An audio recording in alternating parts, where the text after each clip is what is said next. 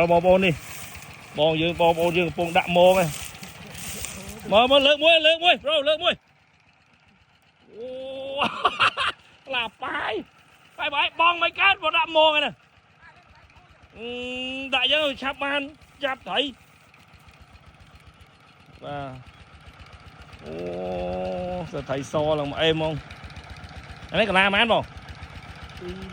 pin bảy ê bảo sao là đo hàng nó bàn nhom thọt bán nè nè nè thôi chụp chạm lên ê nãy buồn thọt này buồn thọt nào rồi làm một lư tí chân muối pi bơi ơi lỗ bong lường bong kia hay bong lường bong kia này chuột thầm năng mô thầm năng mình tỏ nó lư mà ba nó được mà mấy ba thấy chuột mình ấy á chúng mà đến bầu sân nào ấy điệp cho là ghé máu cả bật mùi máu hay khanh máu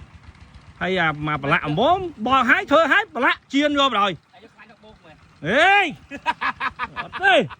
mình bộ này nè lai bộ này bà ê anh muốn bán chiên khai mà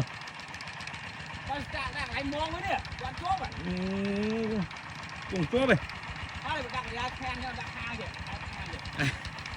mà bô này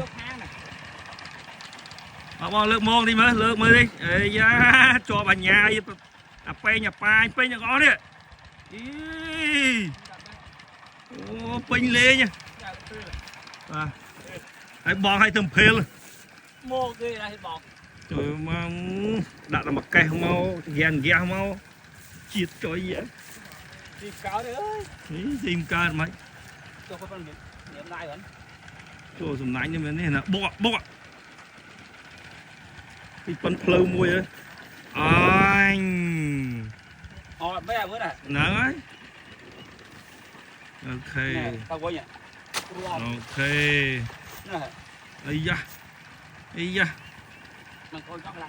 cho lạc lô mà thầm nay mấy cho lạc lô bô mà chành mòn đi cho bà nhẹ nhảy pin nhà giam thua này thấy bay về hai rồi đăng mố này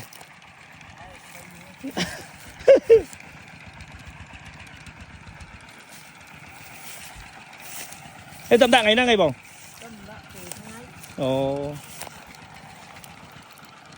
chuột đó ta thấy so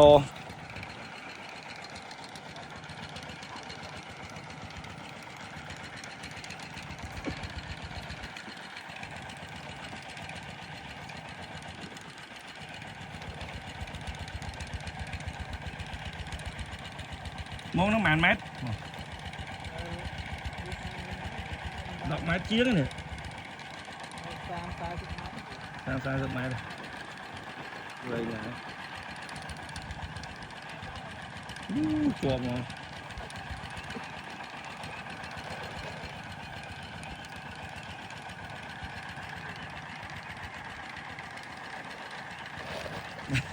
giờ tao là bột ngọt báo á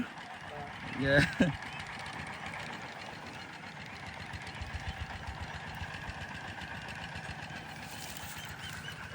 Mà anh thấy không? Theo nhầm tôi vô thì ghen không?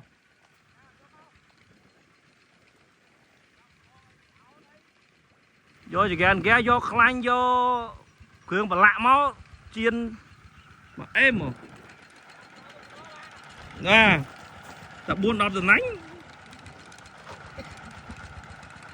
vô tôi tia khá tục đi khá cho là nhai mà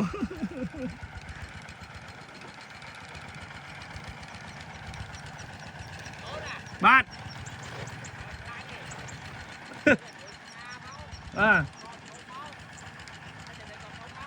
trời anh đang đôi thầy nhiên này đôi thầy nhiên này mới nhầm sú mơ tinh mơ ok khơi à và lâu tôi tè xem